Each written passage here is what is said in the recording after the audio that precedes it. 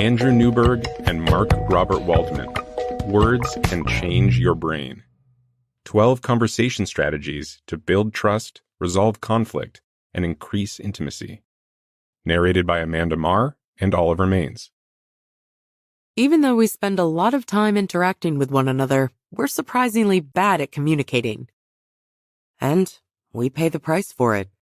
Poor communication handicaps us in our personal relationships and at work. We struggle to listen, we don't always say the right things in the right way, and even a small change on someone's face or in their tone can lead to a major falling out. Fortunately, good communication skills can be taught, and these blinks aim to do exactly that. Through 12 clear steps, these blinks show us how to prepare for conversations, be more focused and sincere, and create a communication dynamic that encourages trust and understanding. Blink 1 of 6. What do you do before a big event? Say you're running a marathon. Do you just count down until race day and cross your fingers? If you want to run a good race, this probably won't be your approach. What you'll really do is try to get your body in top shape for the big day. Communication works in much the same way. The difference is that instead of training your body, you need to train your mind. And the first 3 of our 12 steps to mastering communication are geared toward just that. The key message here is a calm, present, and silent mind is crucial for good communication. Anyone who's ever snapped at someone innocent while in a bad mood knows that stress influences interactions. It makes people more likely to experience irritation and anger, both moods that can derail communication. That's why the first of our 12 steps to better communication is calming your mind. So, how do you calm down when you're stressed? In a word, relaxation. But this doesn't have to mean a lengthy massage. Just 60 seconds of breathing exercises before a conversation will do the trick. According to a 2007 study published by the United States National Academy of Sciences, this is enough to activate areas of the brain that control mood, social awareness, and communication. Breathing also helps with the second of our 12 steps, learning to be present. Focusing on your breath brings you back to what's happening in the moment, making you attentive to the other person's words and emotions. Sounds good, right? But there's a catch. Most people can't stay present for long. Very quickly, a thought comes along, followed by another. These thoughts make up inner speech, a constant stream of ideas and dialogue running through your mind. In conversations, this mental chatter can distract you, and the people speaking to you tend to notice. Just think of how often you've become frustrated because a friend or partner's mind has wandered off. Fortunately, you can tame your inner speech, and doing just this is central to our third step to better communication, cultivating inner silence. To help you, the authors recommend the following exercise. Ring a bell that resonates for 15 to 30 seconds and focus on the sound even as it fades. When the sound fades completely, focus on the silence. Repeat the exercise several times, aiming to be more attentive each time. When you get used to focusing this intently, it becomes easier to silence your inner speech during conversations. Blink 2 of 6. Have you ever been around someone who constantly focuses on the negative? No matter the situation, they always find something to complain about, and they aren't shy about sharing their frustrations, be it a slow elevator or weather that's never to their liking. No one would blame you for avoiding such a person because spending time around them can be incredibly draining. But did you know that negative thoughts affect more than morale? The thing is, negativity not only hinders communication, it actually harms your brain in the long run. That's why the fourth step to becoming a better communicator is increasing positivity. The key message here is improve your communication and your brain functioning through positive thinking. Every time you air even the smallest negative thought, your brain, and the brain of anyone who hears you, releases stress hormones. These hormones cause anxiety and irritability, and they reduce your ability to cooperate and trust others. But the effects don't end there. Many studies have shown that over time, stress hormones damage your memory and cognitive skills, and even make you more prejudiced. So, how can you steer clear of negativity and start looking on the bright side? Believe it or not, your imagination can be a great help. Before an important conversation, imagine a positive dialogue. As simple as this sounds, it does work. In 2010, researchers at Purdue University in Indiana found that people who approached conversations optimistically were more likely to be happy with the outcome. While imagining a positive interaction, it's also crucial to counter any negative ideas about your relationship with the other person. The power here, according to world-renowned psychologist Barbara Fredrickson, is in numbers. If you can't think of at least 3 positive thoughts for every negative one, there's very little hope for the interaction. But what if you'd like to do more than just avoid a breakdown during a conversation? What if you're aiming for the best possible result? Then you up the positivity and combat each negative thought with 5 positive ones. Of course, if you're in a lousy mood, you might not be able to come up with any positive thoughts. When this happens, consider postponing the conversation until you're in a better frame of mind. Blink 3 of 6. You've just arrived in a foreign land for your dream vacation. You hit the road, making your way to the beautiful seaside cottage you've rented with your best friend. But there's a problem. You don't have a map and you get lost. To make matters worse, you have no way of contacting your friend. Communication is a lot like driving through the unknown. You need a map and you need to stay in contact with the person you're trying to reach. That's why your inner values are so important. They act as your map. And when you share those values with the person you're communicating with, you're truly keeping in touch with them. This is the 5th of our 12 steps, reflecting on your inner values. The key message here is identify your inner values and let them guide your actions and communication. Our inner values are shaped by a variety of things, from religion to politics and science, and even by beliefs about money. They differ from person to person.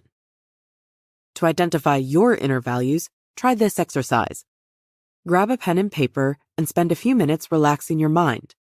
Then ask yourself what your deepest, innermost values are. For further prompting, consider what makes you truly happy. Shut your eyes for a minute and think about this. Then write down the words or phrases that come to mind. Do this several times, recording everything you think of. Contemplate these values, compare them to each other, and say them aloud. Doing this exercise regularly gets you in the habit of reflecting on your inner values and staying in touch with them. When you're attuned to your inner values, you're more resilient in the face of life's hurdles, conflicts, and disagreements. In fact, in a 2005 study, researchers at the University of California, Los Angeles discovered that thinking about inner values actually makes people less susceptible to stress. That's how reflecting on your inner values can help you as an individual. But what about when you interact with others? Let's say you and your partner need to have a difficult conversation. Sharing your inner values, as well as your values about relationships and communication, will encourage cooperation. In fact, this approach is often used in couples counseling. Knowing and considering what the other person values promotes understanding and mutual support, and this makes for more compassionate and productive conversations. Blink 4 of 6. Here's a fun fact. There are over 10,000 facial expressions. That's over 10,000 ways that a face can convey something to an observer. Needless to say, most of us can't pick up on each one. Usually, we're not even conscious of our own facial expressions. That being said, we generally can spot an anxious face, a sad one, or an angry one. And this often influences how we choose to interact. Back in school, if a teacher walked in looking grim, you might have been nervous when speaking to them, or avoided them altogether. To steer clear of similar scenarios when communicating, you need to be conscious of your expressions. The key message here is, when communicating, expressions are just as important as words. The best facial expression to have when entering a conversation is one that conveys interest and kindness and encourages trust. Luckily, there is an example we can all refer to. the famous half smile and soft eyes of Leonardo da Vinci's Mona Lisa. Now, here's the tricky part. It's impossible to fake a Mona Lisa smile. But there is a way to generate the real thing. This is step 6 in the journey to better communication. Thinking of a happy memory. Recalling a happy memory, especially one involving a loved one, gives you an expression similar to Mona Lisa's smile. Not only is this inviting, it also makes you more empathetic and open to honest communication. Once you've mastered your Mona Lisa smile, practice some other expressions by making angry, sad, and scared faces in front of a mirror. Each face will set off mental and emotional responses. By practicing, you can learn to recognize the corresponding feelings, making it easier to catch yourself before you unknowingly express them during conversations. Facial expressions combined with your body language make up your nonverbal cues. And they're very important. In fact, step 7 of 12 is just about being aware of nonverbal cues. Why are these cues so important? Well, if your expressions and body language don't match your words, you risk confusing people. If, on the other hand, what you're saying and showing match up, you will hold your audience's attention. Just think of how often comedians use grimaces and gestures to get their point across. And it's just as important to be aware of other people's nonverbal cues. Changes in body language and facial expressions provide insights into thoughts and feelings. For example, they might suggest that someone is annoyed, uncomfortable, or getting upset. Noticing these cues gives you the opportunity to address underlying feelings and even avoid potential conflict. Blink 5 of 6. You can catch more flies with honey than with vinegar. This saying may be dated, but that doesn't make it any less true.